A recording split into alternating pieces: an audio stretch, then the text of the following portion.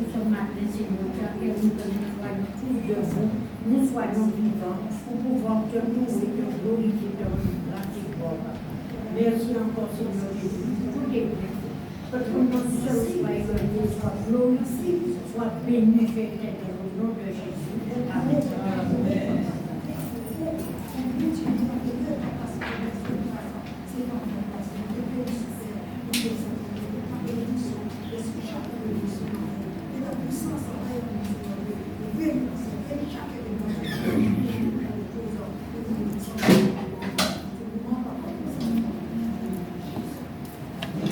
Amen, amen.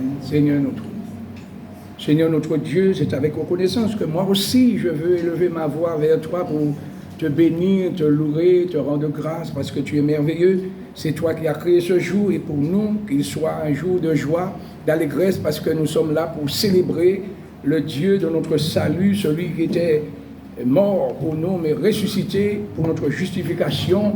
Et c'est en ton nom que nous sommes là en ce matin et nous te demandons de prendre le contrôle de toutes choses, que l'homme soit mis de côté, la chair écartée et que Jésus soit élevé et glorifié, Père. Au nom de Jésus, t'ai prié. Amen. Amen. Alors voilà. Oui, alors il y a une soeur qui voulait dire quelque chose.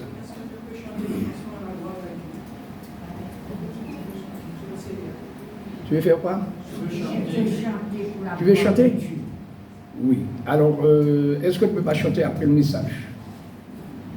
Bon. Ah ouais, oui. Alléluia. D'accord. Alors, oui, parce que j'ai commencé, je fais des vidéos aussi, puisque j'ai créé une chaîne YouTube. Donc, ce qui va être fait ici sera diffusé un peu partout. Voilà.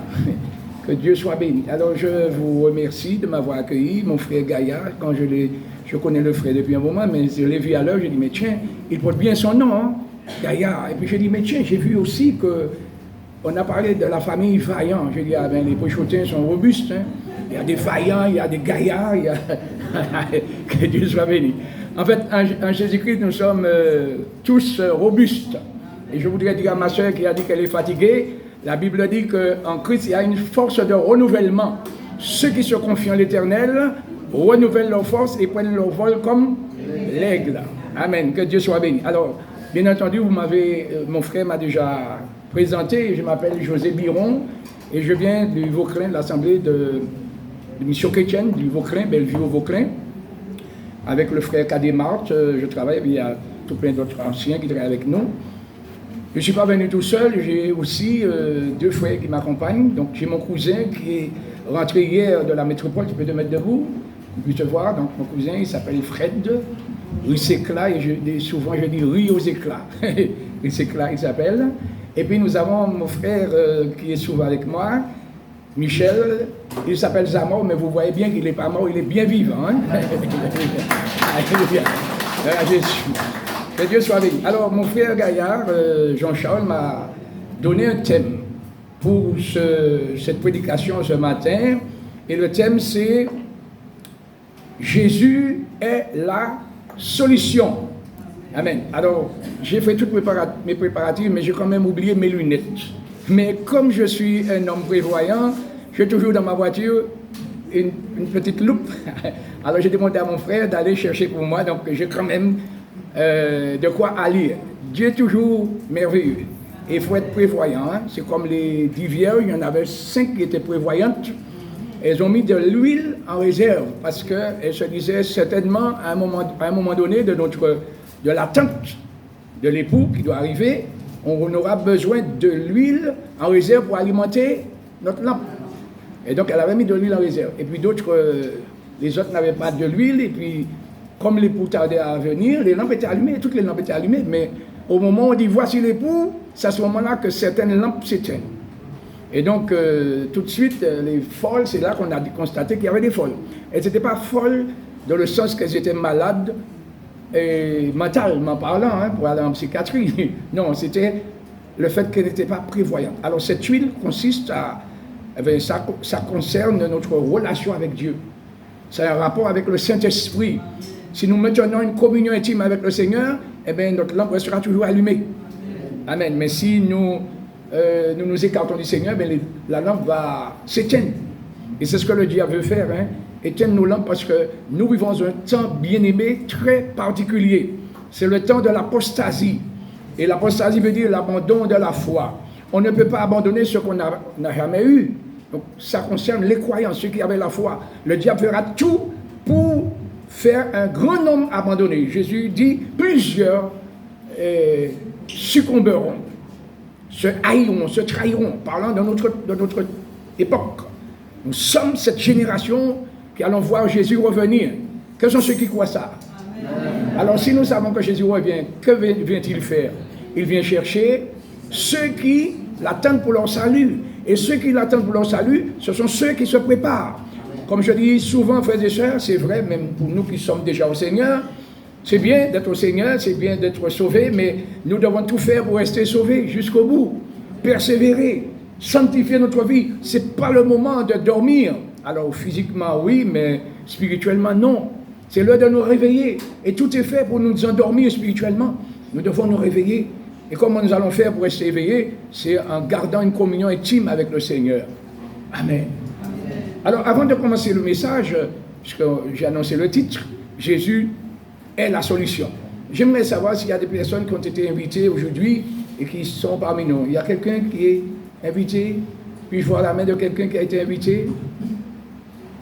Donc, oui, d'accord. OK. Donc, merci pour vous qui avez répondu à cette invitation.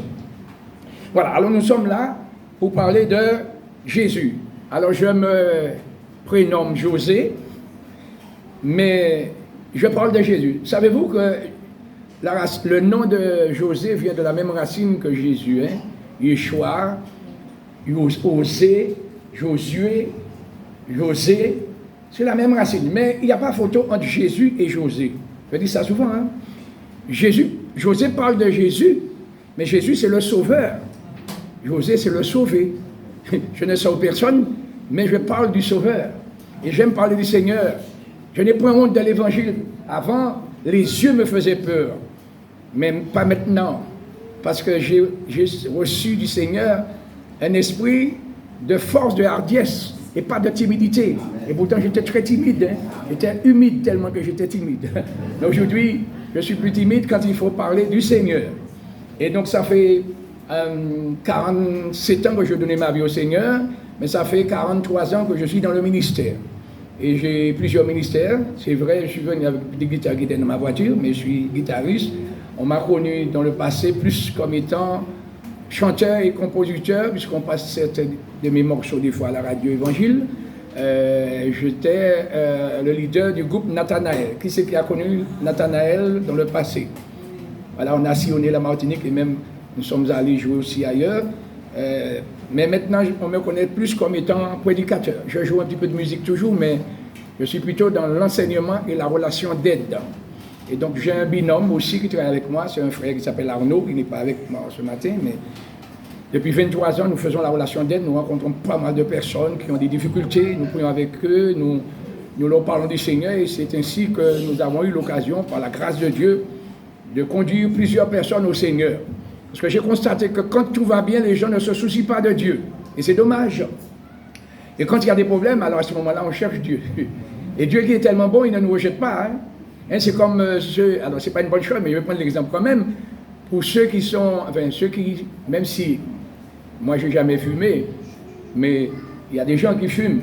Je ne pense pas qu'il y a de ceux qui fument dans l'église, hein, des croyants, mais on a connu ça. Hein, les cigarettes à filtre. Alors quelqu'un te demande une cigarette, mais tu as un paquet dans ta poche. Tu dis, attends, tu fumes, et puis lorsque c'est arrivé près du mégot, tu lui dis, tiens, il prend une touche, et puis la cigarette s'éteint. Alors ce n'est pas de cigarette que je vais parler là, mais c'est un exemple. Le Seigneur nous dit, mon fils, donne-moi ta vie. Notre vie, c'est comme une cigarette. Ça a commencé, et puis ça diminue chaque jour. Chaque jour qui passe, ça se rétrécit. Mais on dit, Seigneur, attends, je vais prendre une bouffée dans la vie. Et puis quand le mégot est presque éteint, donc notre vie est presque éteinte, c'est à ce moment-là qu'on donne au Seigneur. Dieu prend quand même. Mais ça aurait été mieux pour nous de confier notre jeunesse au Seigneur.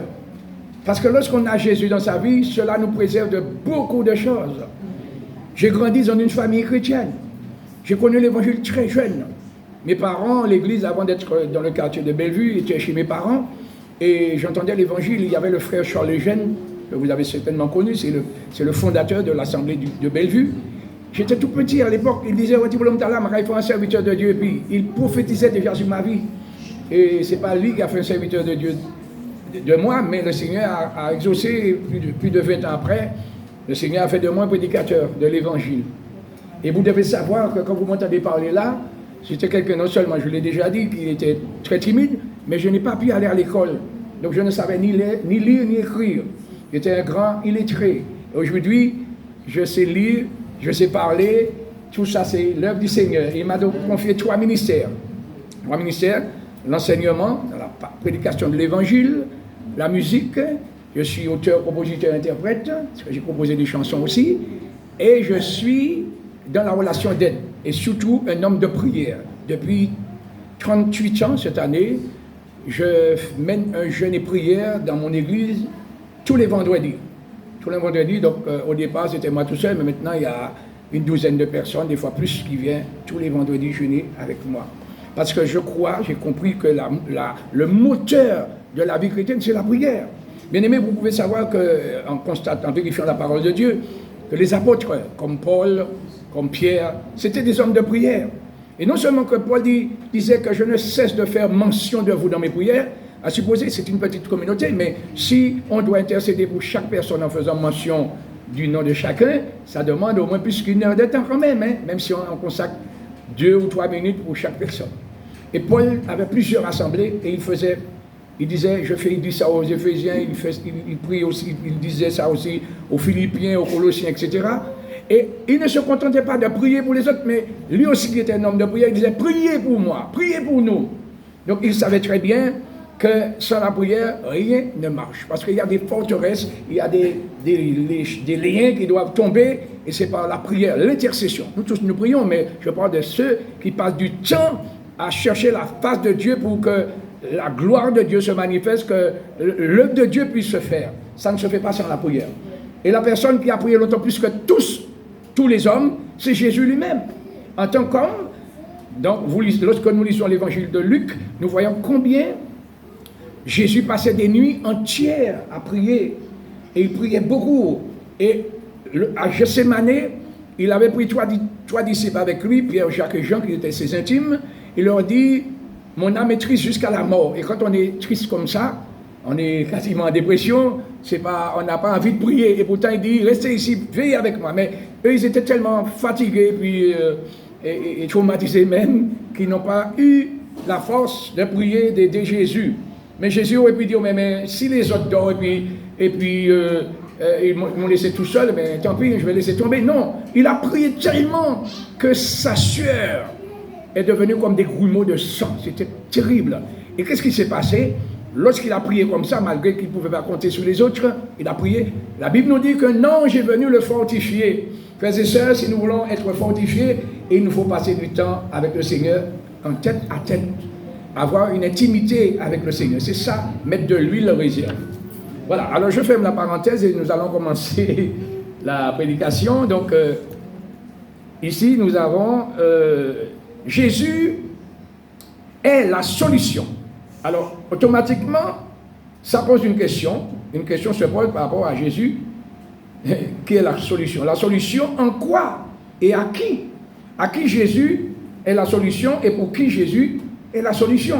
Alors, notez bien que le terme dit Jésus est la solution, mais pas une solution. Et moi, je dis la solution par excellence, sine qua non, c'est-à-dire absolue. Et nous allons essayer, à travers ce message, de voir en quoi Jésus est la solution et pour qui Jésus est la solution. Voilà. Alors, premièrement, nous pourrons dire que Jésus est la solution pour un monde en crise. Ce n'est pas vous qui allez me contredire, si je vous dis que le monde est en crise. Je ne parle même pas de la Martinique seulement, mais le monde entier est en crise. Rien ne va. Vous ne constatez pas ça. Et ça va aller de mal en pire. Et vous savez pour quelle raison? Parce que les hommes sont en train de tourner le dos à Jésus. Et quand on tourne le dos à Jésus, qui est la lumière, qui est la source d'eau vive, eh bien les choses ne vont pas aller mieux, mais au pire. Les gens n'ont pas compris ça. Voilà. J'avais déjà dit que le Seigneur m'avait montré qu'après le carnaval, les choses concernant la Martinique ne seraient plus comme avant. Et il s'avère que c'est exactement ce qui se passe. Vous voyez, presque chaque semaine, il y a un meurtre en Martinique. La Martinique, qu'on appelait l'île aux fleurs, est en train de virer à l'île aux gerbes. Vous voyez? Mortuaire. Donc c'est grave, c'est dramatique. Et qui est derrière tout ça? C'est le diable. La Bible nous dit que le diable, il est venu pour trois choses. Il est venu pour dérober. Dérober veut dire voler. Qu'est-ce qu'il va voler? Notre foi, tout ce qui a de bon en nous. Le diable est venu pour voler ça. Dérober, égorger. Égorger, c'est couper la gorge. Donc, si ce n'est pas le diable qui nous égorge directement, mais indirectement, il va amener beaucoup de personnes, et c'est ce qui est en train de se faire, à s'autodétruire. Et puis, aussi, il est venu pour, justement, détruire. D'ailleurs, dans l'Apocalypse, Satan est désigné à plusieurs noms, comme Abaddon et Apollyon. Abaddon et Apollyon signifient destruction et destructeur.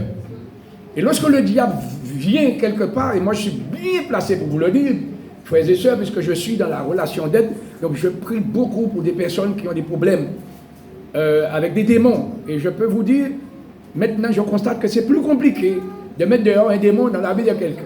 C'est plus compliqué qu'avant.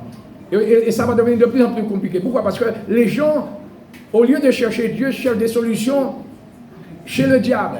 Et quand le diable vient, il ne fait rien gratuitement. S'il te donne une chose, il va te réclamer 5 à la place. Malheureusement, les gens ne comprennent pas ça. Mais nous parlons de Jésus aujourd'hui. Jésus, c'est la solution pour ce monde en crise. Alors, la crise est partout à la fois. Voilà. Les hommes, c'est pourquoi qu'il est dit, on peut afficher ce verset, ce n'était pas prévu, mais je préfère me laisser conduire par l'Esprit. Jérémie 17, verset 5. Nous allons voir que quelques 600 ans environ avant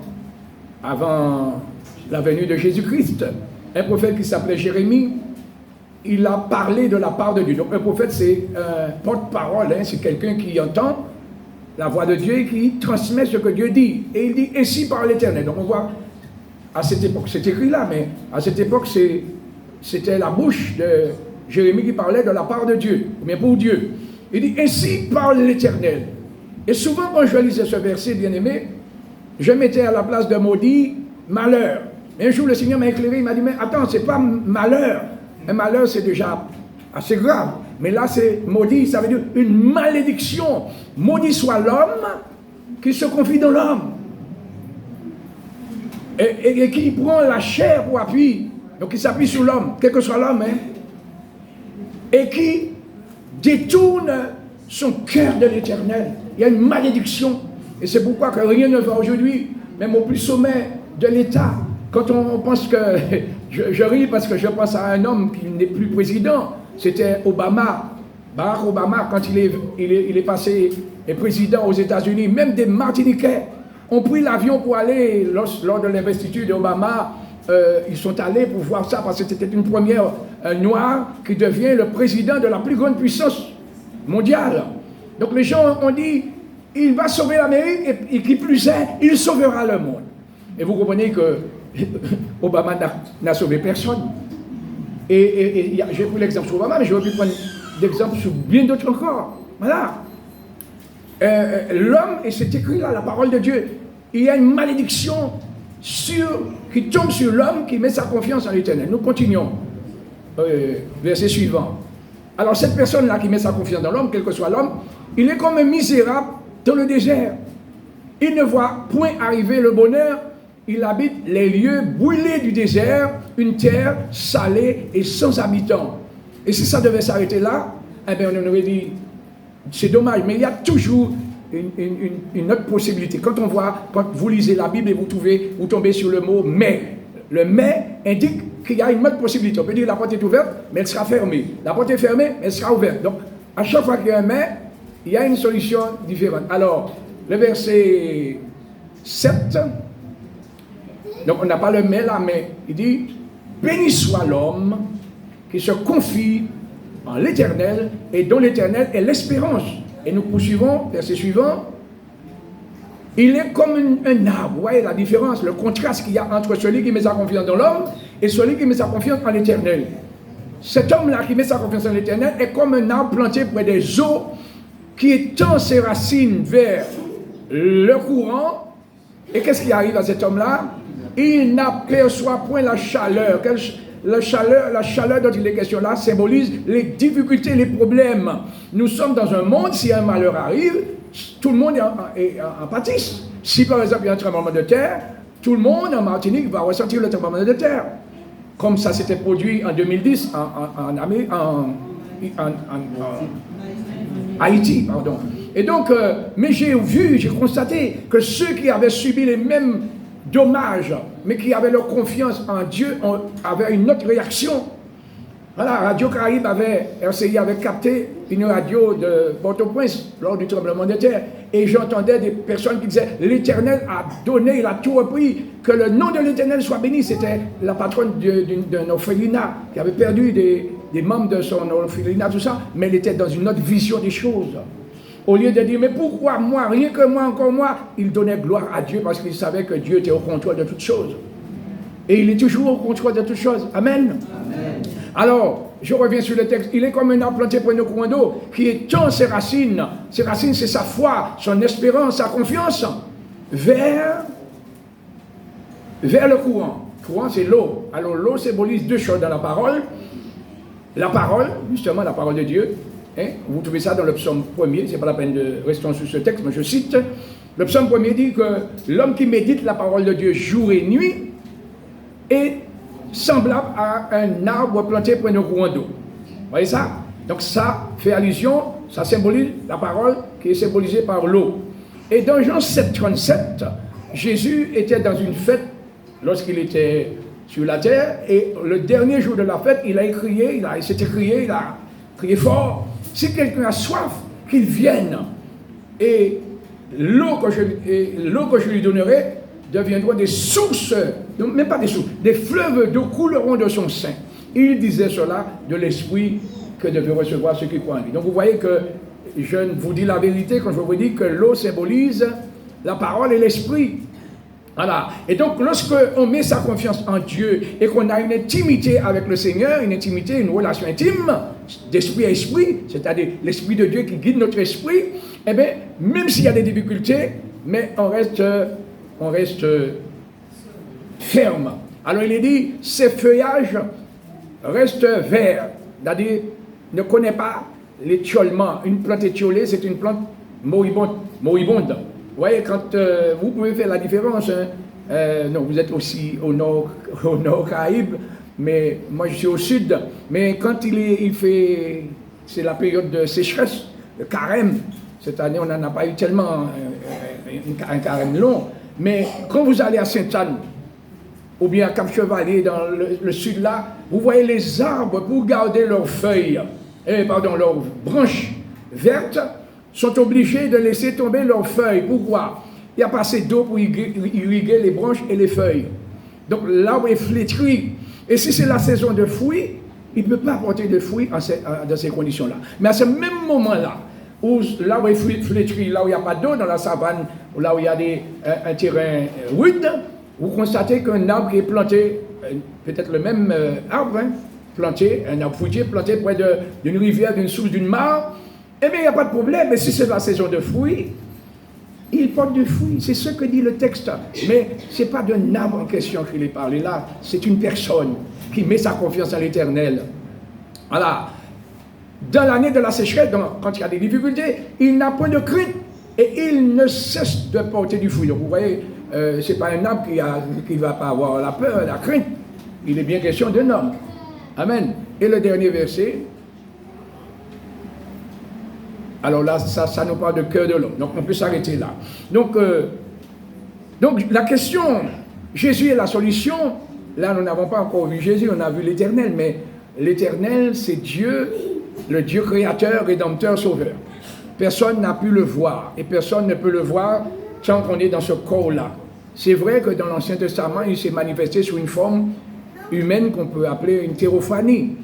Et surtout, avant la venue de Jésus, Jésus qui existait déjà en tant que Dieu, mais on ne l'appelait pas Jésus parce que Jésus c'est son nom terrestre qui signifie sauveur. C'est quand il est venu sur cette terre pour sauver, on lui a donné. L'ange a dit à Marie, tu lui donneras le nom de Jésus parce que c'est lui qui sauvera le monde de ses péchés. Voilà. Donc c'est pourquoi on l'appelait Jésus. Mais avant d'être Jésus, Jésus c'est Dieu incarné, Dieu fait homme, il existait en tant que Dieu. Voilà. Il est Dieu de toute l'éternité. Et donc, avant sa venue sur la terre, ce qu'on appelle l'incarnation, il se manifestait sous la forme de théophanie, c'est-à-dire d'apparition. Et si vous lisez dans le Saint-Testament, vous allez voir que souvent on nous parle de l'ange de l'Éternel. À ne pas confondre avec un ange de l'Éternel ou bien un ange du Seigneur. Vous ne trouvez pas cette expression dans le Nouveau Testament. On va trouver un ange du Seigneur, un ange de Dieu, mais jamais l'ange de l'Éternel. Parce que lorsque l'ange de l'Éternel parlait, il parle comme étant Dieu lui-même. Et ça, c'était Jésus avant son incarnation qui se manifestait comme ça. Ça veut dire que Dieu est un Dieu qui se cache. Hein? On peut voir ce verset-là sur le texte, sur l'écran. C'est Ésaïe 45, verset 15, me semble-t-il. Si ma mémoire est bonne.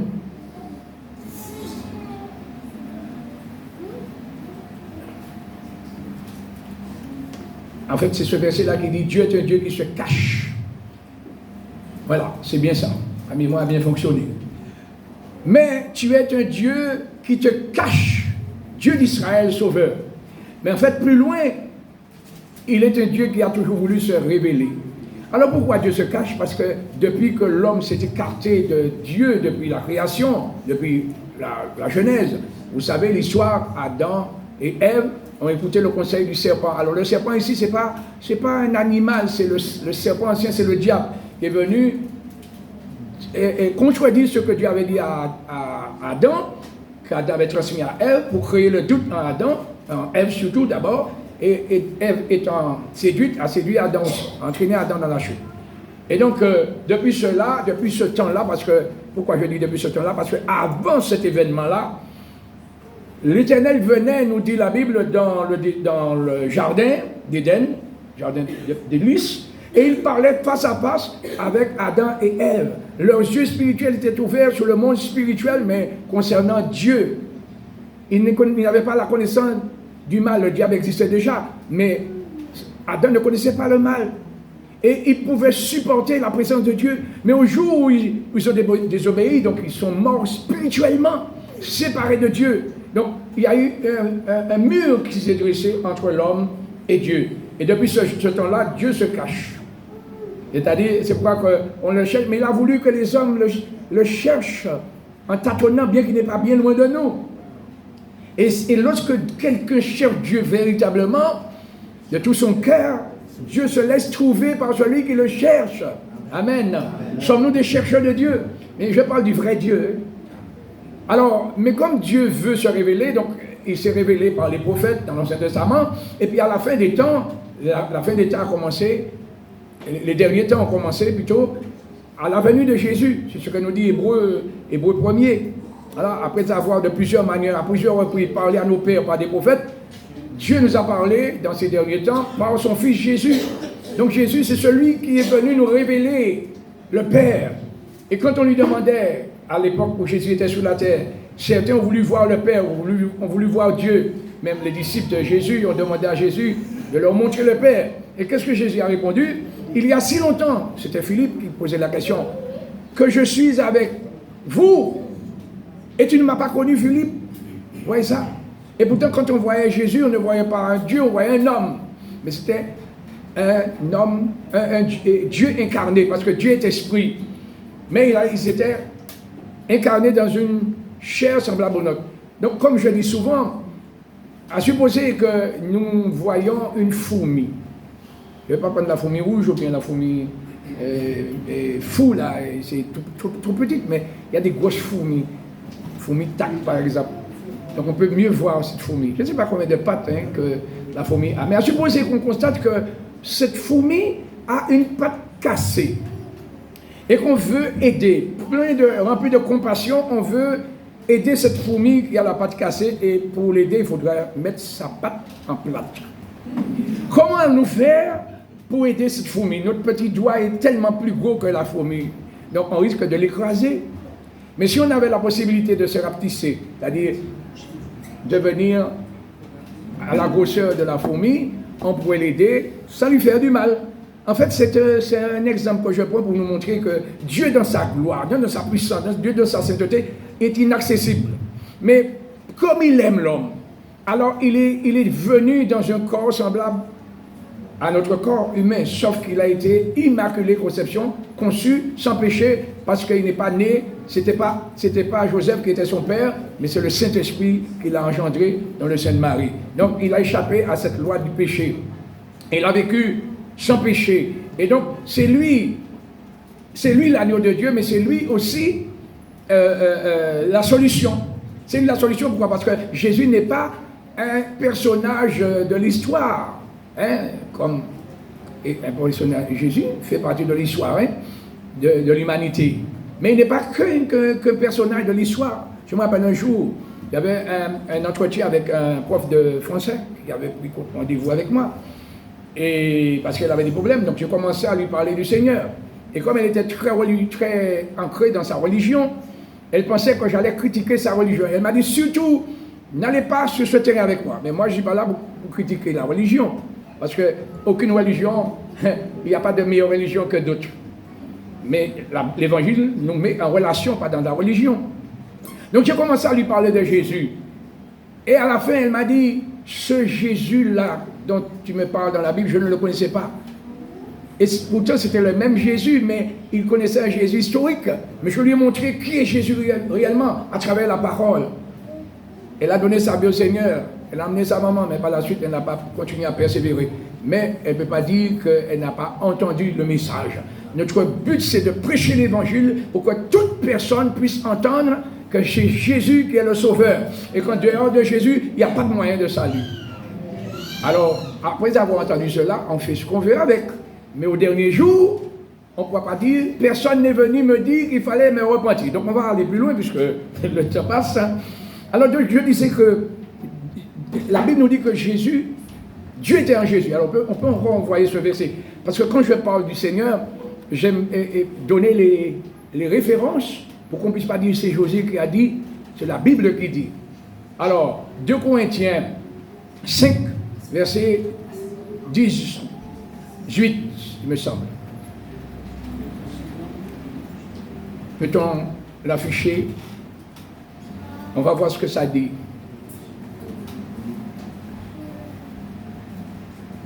2 Corinthiens 5, hein? 2 Corinthiens 5. Là, on est à chapitre 10. 2 Corinthiens 5. Voilà. Verset 18.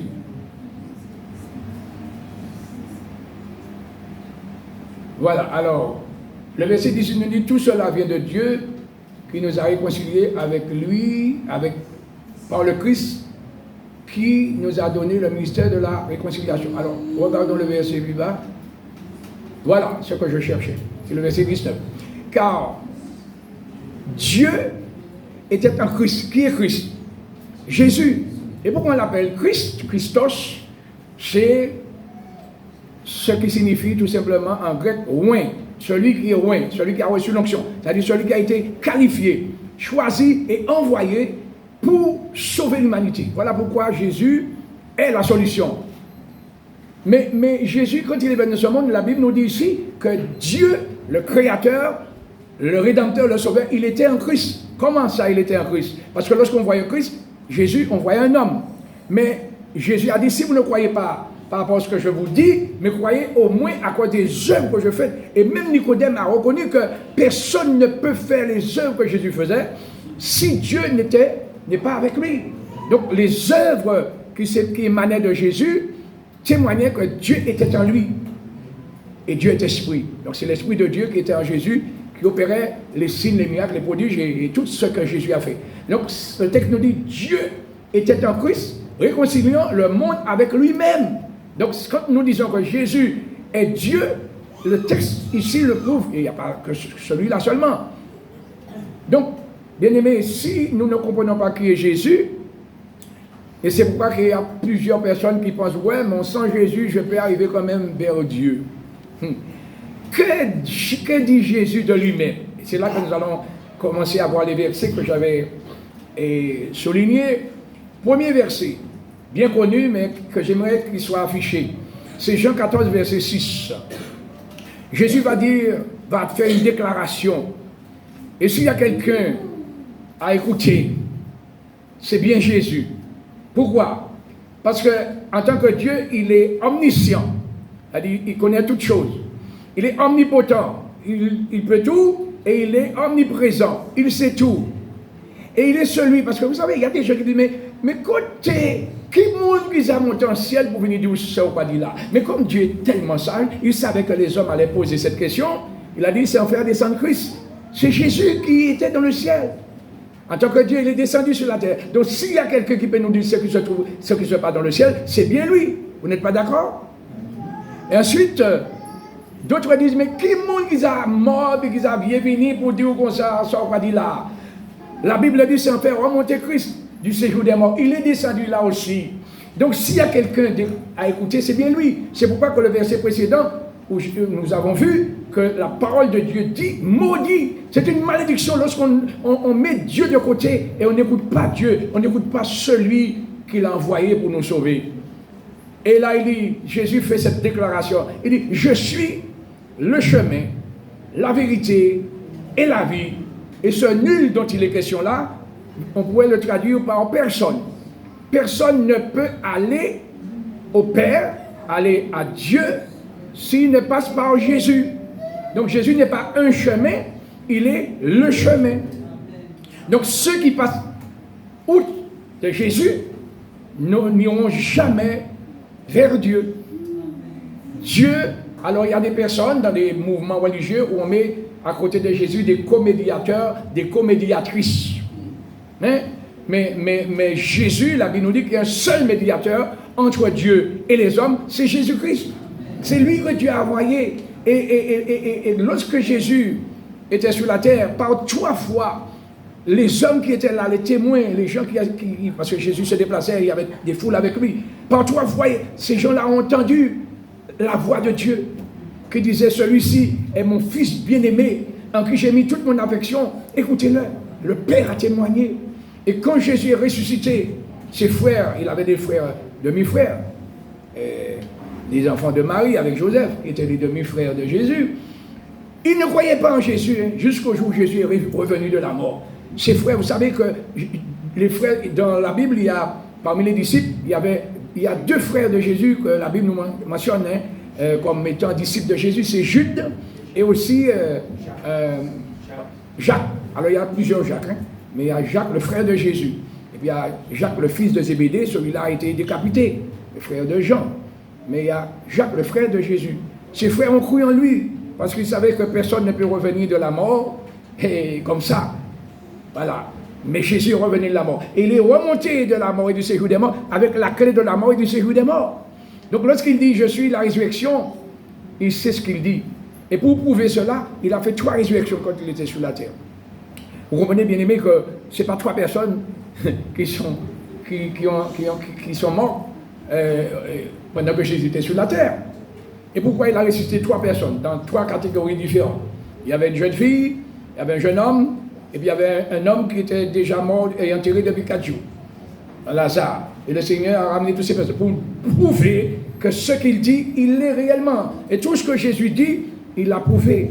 Donc ici, il dit, je ne suis pas seulement le chemin, mais la vérité. Et il a dit ça aussi devant Pilate. Pilate qui disait, parce que Jésus dit, mon royaume n'est pas de ce monde, donc tu es roi. Pilate qui dit ça à Jésus. Et Jésus dit, je suis né, je suis venu pour un témoignage à la vérité. Et quiconque est de la vérité, écoute ma voix.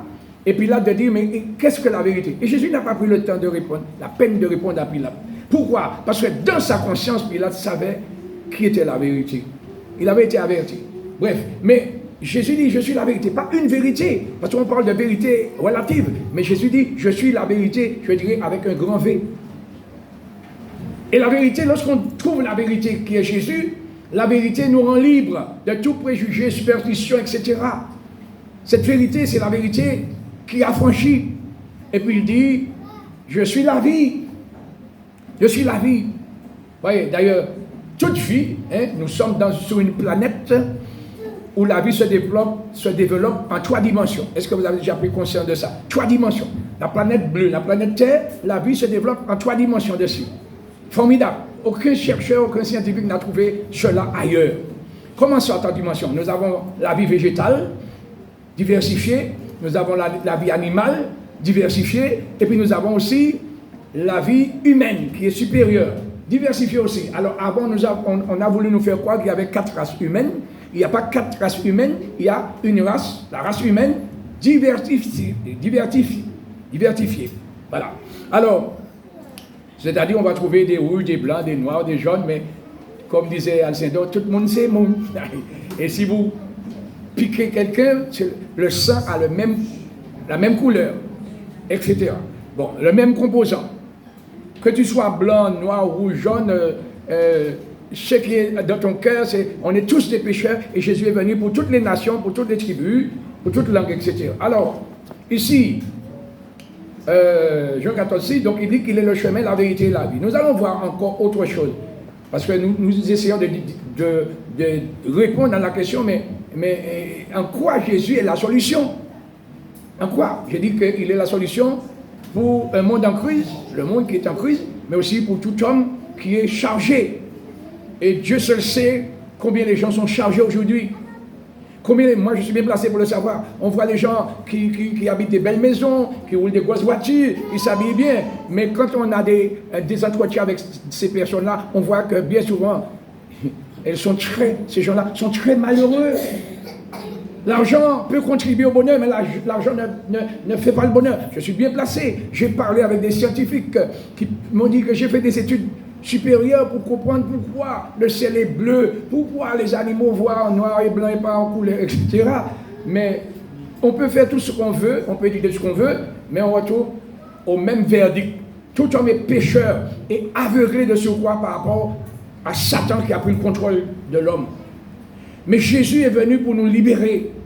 Voilà. Et dans Acte 4, 12, affiché, Acte 4, 12, nous allons voir encore une autre déclaration. Ce n'est pas sorti de la bouche de Jésus, mais c'est l'apôtre Pierre, un apôtre de Jésus-Christ, qui a fait cette déclaration. Remarquez ça. Il n'y a de salut. Alors, quand on parle de salut ici, je vais faire un jeu de mots. Ce n'est pas salut.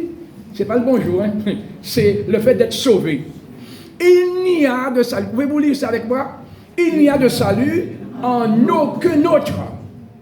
Point virgule. Car il n'y a sous le ciel aucun autre nom qui ait été donné parmi les hommes par lequel nous devions être sauvés. À savoir Jésus-Christ. Voilà pourquoi il est la solution. Et tout le monde cherche le salut. On va chercher le salut, délivrance chez les gars des affaires pour certains, mais moi je suis conscient de tout ça. Si tu viens avec un portefeuille garni, bien lourd, les gars des affaires vont te soulager de ce côté-là. Mais de l'autre côté, ils vont déplacer le problème.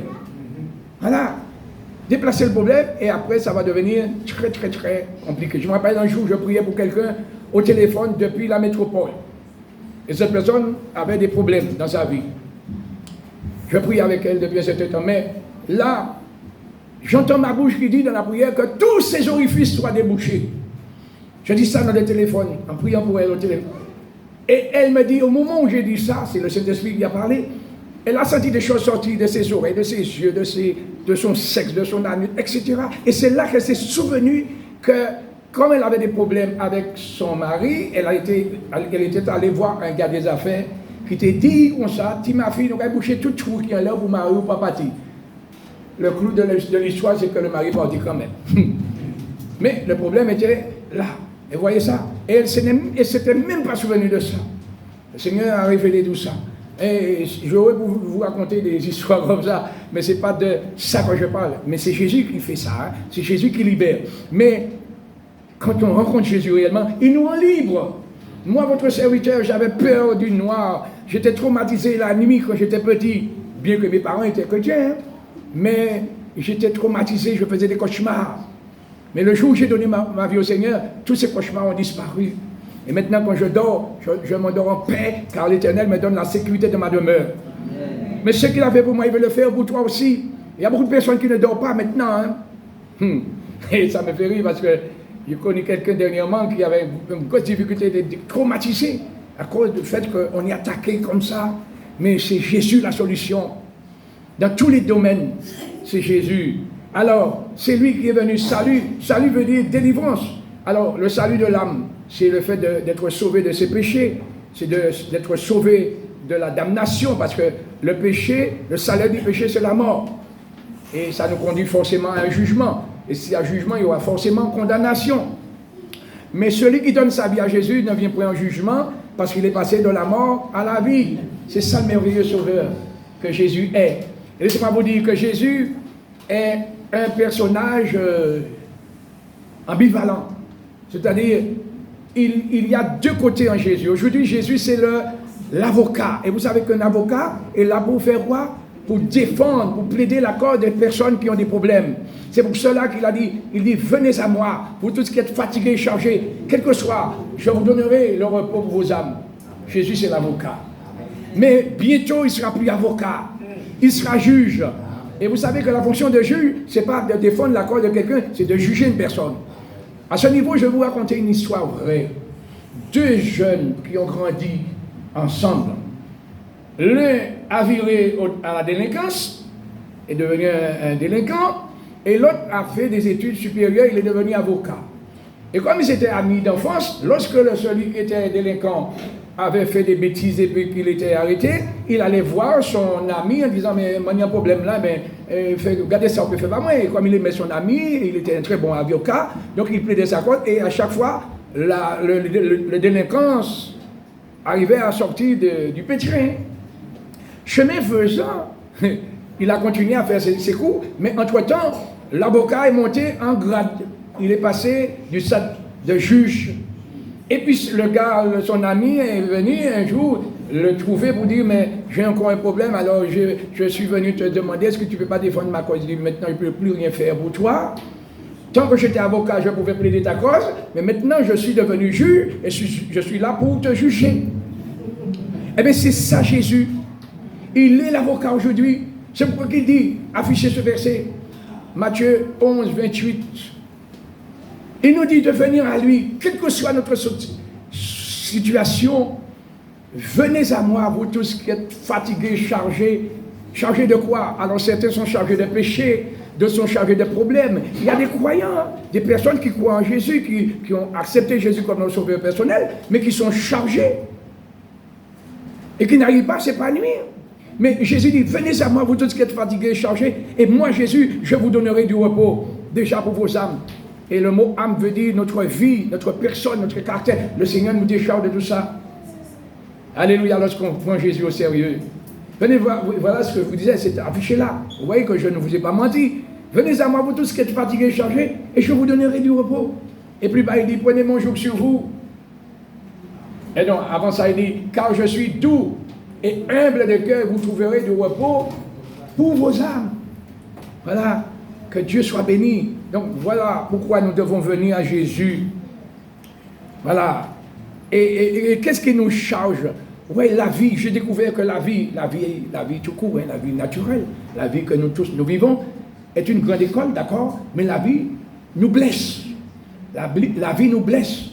Vous voyez, nous subissons des choses, ce qu'on appelle des chocs émotionnels. Des choses, ouais, on dit c'est grandir à plein sac. Un petit coup par ici, bon peut-être, ça on a encaissé, mais à force d'encaisser, on fait comme la cocotte minute. La cocotte minute traditionnelle, puisqu'il y a d'autres cocottes nouvelles, mais ont deux soupapes. Mais il y a une soupape tournante et une soupape fixe. Mais quel est le rôle des soupapes, au rôle de la soupape tournante sur la cocotte? La cocotte est fabriquée pour contenir pour monter à un certain degré de chaleur. Mais si il n'y a pas quand ça commence à bouillir, qu'il n'y a pas la soupape tournante qui laisse échapper un peu de pression, ça va continuer à monter et à un moment, qu'est-ce que ça va faire? Ça va exploser. Vous voyez ça? Donc nous sommes comme une cocotte. On encaisse, mais à un moment, c'est pourquoi que la maladie d'aujourd'hui, du siècle, modèle, c'est le stress. Et le stress amène à la dépression de l'âme. Vous voyez ça? Il y a beaucoup de personnes qui entrent en dépression. Voilà, les soucis, l'accumulation des choses, on note et après on disjoncte. Mais Jésus, quand on vient à lui, il nous délivre de ces choses-là. Je suis bien placé pour le savoir, parce qu'en 2001, j'ai fait une dépression. Et cette dépression je ne savais même pas que c'était une dépression. Ça a déclenché en moi une hyperthyroïdie. On est arrivé à deux fois pour enlever la thyroïde. Mais je suis resté tranquille. Le Seigneur n'a pas permis qu'on m'opère. Et depuis 2017, je ne suis plus soigné. Le Seigneur m'a guéri de la thyroïde. J'ai gardé ma thyroïde et il m'a délivré. Et à partir de là, il m'a donné un message puissant, c'est que je fais des séminaires sur ça, sur la dépression de l'âme, qui aide beaucoup de personnes. J'ai enseigné ça un peu partout. La toute première fois où j'avais fait cet enseignement, c'était en 2007. Tu as connu le frère Alikou Pierre-Émile. Quand il était à Casse-Pilote, il m'avait fait venir un mois avant sa mort pour faire un séminaire. Justement, c'était ce séminaire-là. Et ce que personne ne savait, que j'étais en train de préparer l'église pour ce qui allait arriver un mois après. Voilà. Et quand il est mort subitement, parce qu'il est tombé d'un toit, eh bien, ça a créé un traumatisme terrible. Vous voyez ça? Et on a grandi dans le même quartier, on s'est fait baptiser en même temps, etc. On est entré dans le ministère en même temps, etc. Voilà. Mais le Seigneur avait préparé l'église. Et 6 jours avant qu'il ne meure, il est monté. Je faisais une évangélisation à Vauclin. Je l'ai invité à venir prêcher. Il a prêché 6 jours avant sa mort. Et il disait, c'est peut-être la dernière fois que je vous parlerai du Seigneur. Et ce qui s'est passé lorsqu'il a fait un appel, il y a eu des personnes qui sont venues, à peu près 3 personnes. Il y avait un jeune homme, je me rappelle de ça, à peu près dans la vingtaine. Il est mort 2 jours avant, après plutôt, avoir répondu à l'appel. Il est mort, ce jeune homme. Et Pierre-Émile, 6 jours après. Vous voyez ça? Nous ne savons pas, ni l'heure, ni le jour, où nous allons quitter cette terre. Alors il y a certains qui le savent, parce que si on tombe malade, on voit que notre vie décline, on dit, ah, il est mort. Mais des fois, notre vie s'arrête, par un accident, etc., un arrêt cardiaque. Et si on n'avait pas eu le temps de donner sa vie à Jésus, il est définitivement trop tard. C'est pourquoi que le Seigneur dit, si vous entendez sa voix, n'endurcissez pas votre cœur. Et puis il y a des gens qui ont grandi à l'évangile, mais qui ont un pied dedans, un pied dehors. Cessez de faire cela. Je disais ça dernièrement, dans ma prédication, c'était le premier dimanche du mois de ce mois. Vous pouvez trouver ce message sur YouTube. Vous n'avez qu'à taper José Biron sur YouTube, vous allez voir mes vidéos apparaître. Je parlais de la persécution. Et je disais qu'il est temps que nous positionnons pour Jésus. Voilà. Cette affaire de clocher de 2 côtés, ce n'est pas normal. Parce que Jésus revient chercher ceux qui l'attendent pour leur salut. Et quand bien même Jésus n'est pas venu, mais nous pouvons partir à n'importe quel moment. Alors je regarde... Oui. Donc l'heure est arrivée pour que je conclue mon message. Mais donnez-moi encore quelques minutes pour faire la conclusion. Alors, j'aimerais citer ce verset, toucher ce verset qu'on l'affiche, Romains 6, 23. Voilà, Romains 6, 23, qui nous dit ceci. Le salaire du péché, c'est la mort. Mais un salaire, c'est quoi? Un salaire, c'est un dû. Hein, si vous n'avez pas travaillé, on ne peut pas vous donner un salaire. Si on vous donne de l'argent, ça c'est un don. Mais si vous avez travaillé, on ne vous fait pas une faveur si on vous donne votre argent. Mais quand on pêche, on a droit à quel salaire? La mort. Mais quelle mort? On pense tout de suite à la mort physique, mais la mort la plus dangereuse, c'est la mort spirituelle. Frères et sœurs, chers amis, laissez-moi vous dire que s'il n'y avait pas eu la mort spirituelle, jamais il n'aurait eu la mort physique. Et c'est la mort spirituelle, qui veut dire être séparé de Dieu, bien que vivant, mangeant, travaillant, ceux qui n'ont pas cru dans leur vie, pour Dieu, ils sont morts. Et quand ils vont mourir physiquement, leur cas sera scellé. Parce qu'après la mort physique, il n'y a plus possibilité de sortir de la mort spirituelle pour entrer dans la vie spirituelle. Donc c'est pour cette raison qu'il faut régler ce problème. Maintenant, il faut s'assurer que Jésus est vraiment dans notre vie, qu'on a signé un contrat de vie éternelle avec Jésus-Christ. Amen. Vous savez que si vous allez chez un concessionnaire pour acheter un véhicule, même si c'est d'occasion, on ne va pas vous laisser partir avec le véhicule si vous ne fournissez pas, vous n'amenez pas un certificat d'assurance. Et on ne prend pas une assurance pour faire des accidents. Mais sachant qu'il peut y avoir un accident, Et si on n'a pas d'assurance, quand bien même on avait raison, notre raison va passer pour notre tort parce qu'on n'est pas assuré. C'est pas vrai ça? Alors dans ce domaine-là, les hommes sont très sages. Ils prennent toutes sortes d'assurances. Pour leur maison, pour leur décès, et même pour leur chien. On assure le chien pour casser le mort quelqu'un pour qu'on n'ait pas de problème. Mais on ne prend pas une assurance pour notre âme. C'est une folie. On va te dire, mais c'est après, quand je vais mourir, après je vais voir. Mais et si après, tu constates que tu n'es pas sauvé, il est trop tard. Il est trop tard, c'est maintenant. Aujourd'hui, c'est le jour du salut. Jésus est présent parce que nous évoquons son nom. N'a-t-il pas dit que là, 2 ou 3 sont réunis en mon nom, je suis au milieu d'eux, n'est-ce pas? Et c'est ça. Et la présence de Dieu amène la paix, la joie. Et quand on donne sa vie à Jésus, eh bien on est heureux. Bien aimé, je suis un homme, je ne dirais pas le plus heureux pour ne pas être égoïste, mais je suis parmi les plus heureux. Et quand je parle du mot heureux, je dis je suis heureux. Et qu'est-ce qui me rend heureux? Ce n'est pas ma famille. Oui, j'ai des enfants, j'ai une épouse. C'est pas ça. C'est Jésus. Sans Jésus, c'est sans issue. Et je sais là où Jésus est venu me sortir. Et là où il m'a placé. Et pour rien au monde, je ne veux faire marche arrière. Je dis, Seigneur, s'il faut retourner en arrière, il est préférable de me prendre avant. J'ai déjà vécu suffisamment d'expérience avec le Seigneur pour savoir qu'il est réel, qu'il est vivant et qu'il est tout puissant. Alors, on chantait tout à l'heure, puissant, puissant, mais c'est tout puissant. Il n'y a pas de puissance au-dessus de celle de Jésus. Et laissez-moi vous dire, ce n'est pas le propos, mais quand je parle du Seigneur, ouais, je pourrais vous retenir là. Je ne vais pas vous retenir, parce que aujourd'hui c'est un jour spécial aussi. Voilà, parce que la fête des pères, il va vous libérer. Mais lorsque je parle de Jésus, je perds la notion du temps, parce que Jésus, c'est la vie. Jésus, c'est le bonheur. Et quand on donne sa vie à Jésus, eh bien, on est heureux. Ça ne veut pas dire qu'il n'y a pas de problème, hein. Ça veut dire qu'on s'est accru, on a cru, et sa parole et son esprit irriguent les racines de notre foi. Et nous dit, sois sans crainte, je suis avec toi, ne promène pas de regard inquiet, car je te délivre. Alléluia. Alors on va conclure. Alors, le salaire du péché, c'est la mort, mais le don gratuit de Dieu, ouais, c'est gratuit, c'est pas parce que ça n'a rien coûté à Jésus, hein, à Dieu plutôt précisément. Ça a coûté la vie de Jésus. C'est parce qu'on ne pouvait pas payer qu'il a payé pour nous. C'est gratuit, c'est bizarre. Hein? Tout ce que Dieu donne est gratuit. Vous n'avez pas remarqué ça? Mais dès que l'homme met sa main dedans, tout devient monnayable. L'eau, au départ, la terre, ouais, maintenant, la terre, c'est à moi. Je vais couper court ou passer en terrain. Au départ, Dieu avait donné la terre aux hommes et ils prenaient possession. L'eau, c'est pareil.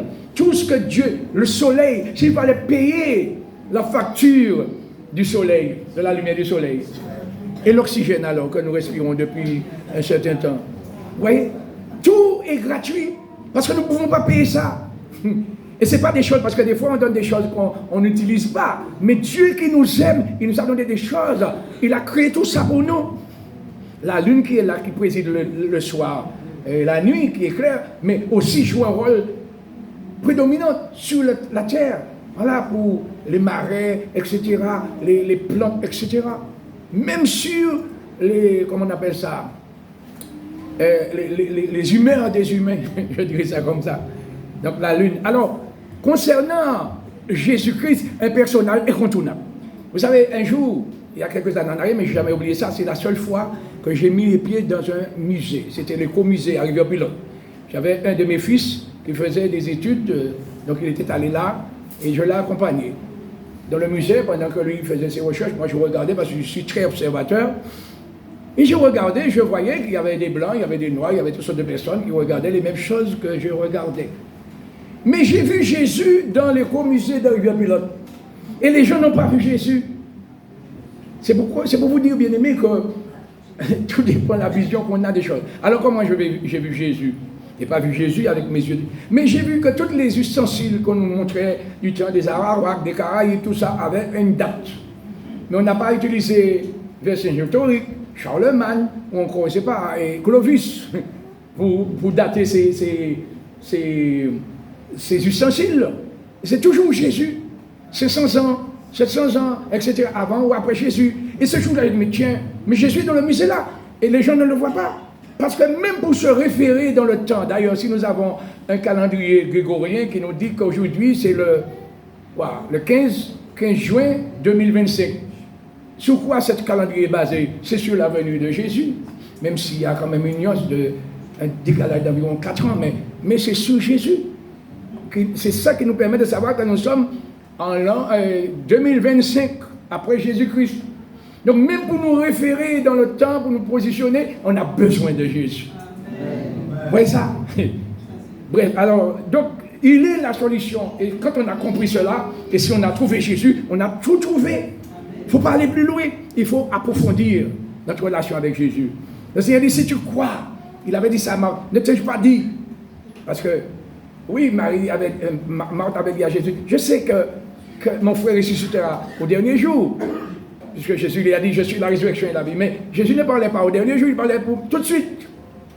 Et lorsque ils sont allés vers Jésus et les gens, puisque Jésus leur a dit, où l'avez-vous mis? Alors on a conduit au tombeau. Et là Jésus a dit, ôtez la pierre. Et Marthe tout de suite revient dans la logique naturelle. Mais Seigneur, ça fait 4 jours il est là. Si on enlève la pierre, on sera incommodé par l'odeur qui va dégager de la grotte. Et Jésus lui dit, mais ne t'ai-je pas dit? Ça veut dire, oh, c'est plus fort. Est-ce que mon côté dit où? Ou bien, dit où? Moi, ça dit où? Que si vous croyez la gloire de Dieu. La foi, c'est une logique au-dessus de la logique naturelle. Voilà. Et alors, la problématique, c'est que la foi, il faut croire pour voir. Or, dans notre logique normale, nous voulons voir pour croire. Il faut changer la chose, la donne. Et ça, c'est Dieu qui va nous donner la force de croire. Quand tu crois, tu vois la gloire de Dieu. Amen. Alléluia. Amen. Béni soit l'Éternel. Alors, on va finir là maintenant. La vie éternelle, justement. Jésus dit, c'est lui qui donne la vie éternelle.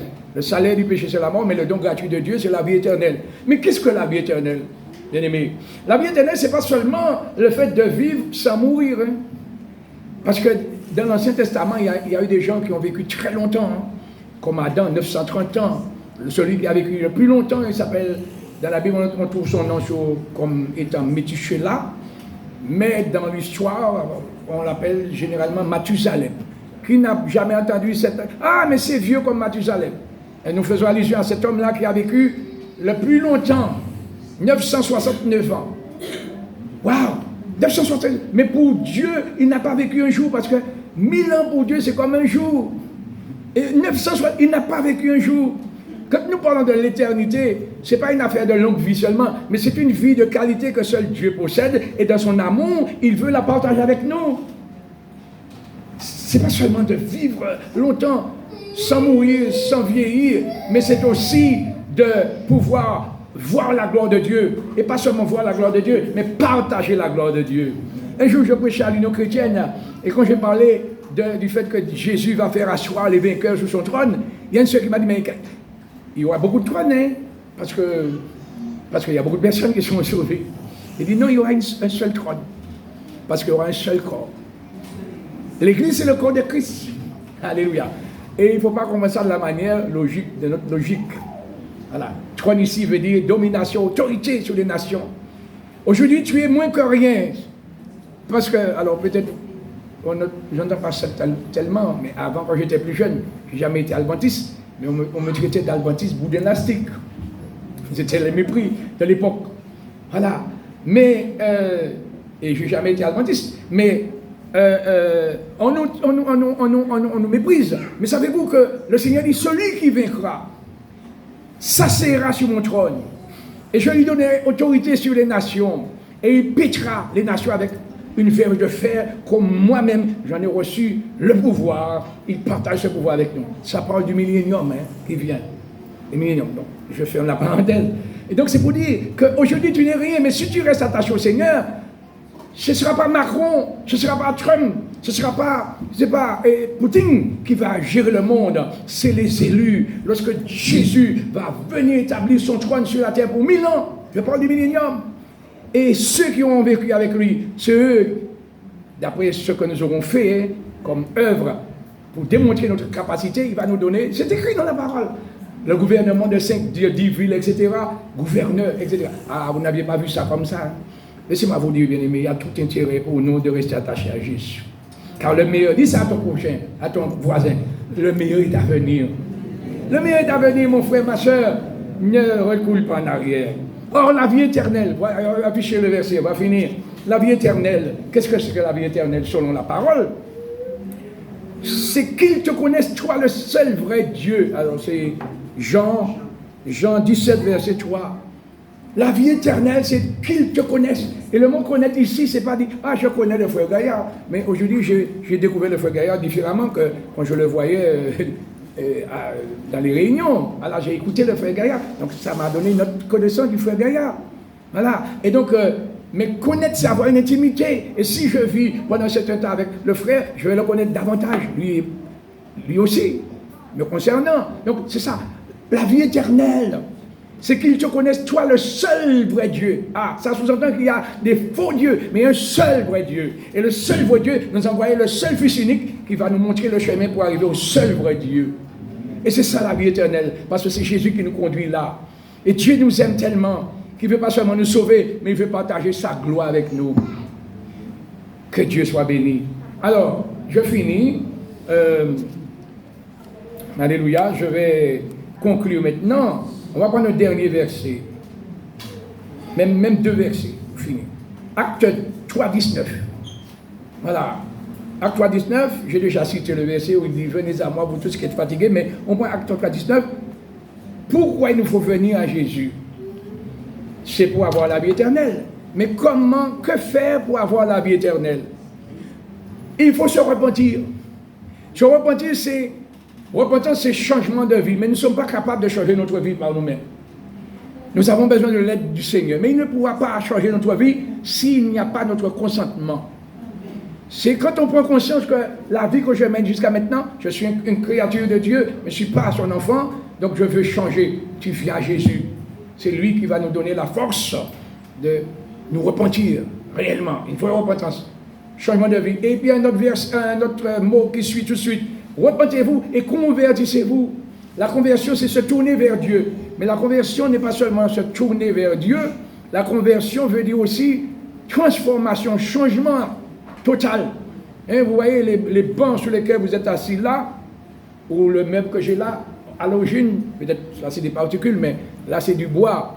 Eh bien, et c'était un arbre. Quelqu'un a coupé l'arbre, il a fait des madriers, il a fait des planches. Après, on a travaillé cette planche, on a fait des bancs, des meubles avec. Et jamais ces bancs-là ne redeviendra l'arbre qu'il était au départ. C'est pour nous donner une image de la conversion. Lorsqu'on vient à Jésus réellement, il change notre vie. Amen. Bon, alors le dernier verset pour finir. J'ai parlé de avant de passer, pourquoi vos péchés soient passés, et puis il y a quelque chose de merveilleux que Jésus va nous donner. Verset suivant. Voilà pourquoi il nous dit de nous repentir. Afin que des temps de rafraîchissement, et pour comprendre le rafraîchissement, la valeur d'un rafraîchissement, c'est quand il fait très très chaud, et puis on a très très soif. Et puis qu'on nous donne un verre d'eau, même pas glacé, mais limpide à température ambiante. Mais quand tu bois cette eau, ça descend dans ton corps et ça rafraîchit à l'intérieur. Et même ça peut même te faire transpirer à l'extérieur parce que la chaleur qui était à l'intérieur est expulsée à l'extérieur, n'est-ce pas? Les temps de rafraîchissement viennent de la part du Seigneur. Et qu'il envoie celui qui vous a été destiné. Oui, Jésus nous a été destiné comme homme, Dieu homme qualifié pour nous donner la possibilité de réhabiliter notre vie, de reprendre, de nous remettre en rail en fait, sur les rails. Destiné Jésus-Christ, c'est lui. Voilà pourquoi c'est lui la solution. Et puis, voilà, dernier verset, le dernier là maintenant, c'est Jean 8, 24. Et je finis là. Jean 8, 24. Pourquoi j'ai pris le temps de citer tous ces versets? C'est pour que personne ne puisse dire José a dit. Vous avez la parole sous vos yeux. Oubliez les commentaires que j'ai donnés, mais n'oubliez pas les versets. Et même si vous avez oublié, vous savez aujourd'hui, rien ne se fait et ne passe inaperçu. Quelqu'un fait quelque chose, on est tous au courant parce qu'il y a quelqu'un qui a filmé. Si quelqu'un au jour du jugement, personne ne pourra dire je n'étais pas là le 15 juin 2025 le Seigneur va mettre son écran là, il va mettre le film sur notre conscience. Et nous allons voir qu'on était assis, maintenant il est 11h, je vais arrêter, au temple du prêcheur, voilà, et Pointe-la-Mare, c'est ça, à écouter la parole. Et là, on ne pourra pas dire qu'on n'était pas présent. Parce qu'il est la vérité, il va afficher la vérité devant nous, et on ne pourra pas dire qu'on n'était pas là. Alors si on était là et puis on est déjà au Seigneur, gloire à Dieu, mais si on était là et puis on n'a pas donné sa vie au Seigneur, on ne pourra pas dire qu'on n'était pas là et on ne savait pas. Voilà. C'est pourquoi, dit Jésus, vous mourrez dans vos péchés. Car si vous ne croyez pas que je suis quoi? Pour paraphraser, je dirais, je suis la solution. Si vous ne croyez pas que je suis la solution, vous allez mourir dans vos péchés. Et si on meurt dans ces péchés, on sera condamné. Et la condamnation va nous amener à la damnation éternelle. Une fois qu'on est mort dans ces péchés, dans la tradition, la religion traditionnelle, on dit on va prier pour le repos de son âme. Ça ne marche pas. C'est maintenant que nous devons régler le problème. Prendre une assurance vie éternelle, bien-aimés. Que Dieu nous aide. Couvrons nos têtes et prions. Éternel notre Dieu, nous venons devant toi, Seigneur, ce matin. J'ai pu, comme je pouvais, avec les mots que tu m'as donnés, expliquer combien il est important de comprendre et de croire que c'est toi la solution pour un monde en crise, pour un monde, pour des hommes troublés, perturbés dans cette génération dans laquelle nous nous trouvons, Seigneur. Et tu m'as permis de venir jusqu'ici, invité par mes bien-aimés, pour parler de toi. Et je n'ai fait que répéter ce que, pour la plupart, ont déjà entendu. Mais Seigneur, je crie à toi pour que vraiment chacun soit convaincu que c'est ta parole qui est la vérité. Et lorsque nous demeurons dans ta parole, lorsque nous prenons ta parole au mot, eh bien tu nous transformes. Parce que ta parole, c'est toi-même. Alors, s'il y a quelqu'un dans cette salle qui n'a pas l'assurance de son salut, qui n'a pas fait la paix avec toi, permets qu'il ne parte pas de la manière dont il est venu, mais qu'il puisse s'ouvrir à toi pour avoir cette vie éternelle, pour avoir cette assurance de, quand le moment sera venu de quitter cette terre, qu'il puisse aller, que nous tous, nous puissions aller avec toi. C'est à cela nous aspirons, mais il faut remplir les conditions. Aujourd'hui, c'est le jour où tu veux sauver. Seigneur, manifeste-toi. J'ai libéré le message, mais Seigneur, convainc les cœurs en cet instant. Je vais faire un court appel. Y a-t-il quelqu'un dans cette salle qui, après avoir entendu cette parole, dit « Je ne suis pas sûr de mon salut, je n'ai pas encore rencontré Jésus comme mon sauveur personnel et je veux donner ma vie au Seigneur. » Est-ce qu'il y a quelqu'un? Levez la main, je ne vais pas insister longtemps. Y a-t-il quelqu'un qui veut donner sa vie à Jésus, qui veut rencontrer Jésus et l'accepter comme son sauveur personnel? Parce que tu es conscient que tu ne l'as pas fait encore. Et tu ne sais pas si demain tu seras là. Donc ne renvoie pas ce temps-là. Y a-t-il quelqu'un? Non. Il n'y a personne? Seigneur, j'ai libéré le message. Maintenant, tu continues ton œuvre dans les cœurs afin que chacun soit béni et que nous puissions remplir les conditions que tu nous as données à remplir pour que nous puissions aller avec toi quand tu vas revenir. Nous cherchons. Si nous sommes prêts, nous partons avec toi, mais si nous ne sommes pas prêts, nous ne pourrons pas partir. Mais nous avons encore la possibilité de nous préparer. Que ta grâce repose sur chacun de nous, Père, au nom de Jésus. Amen.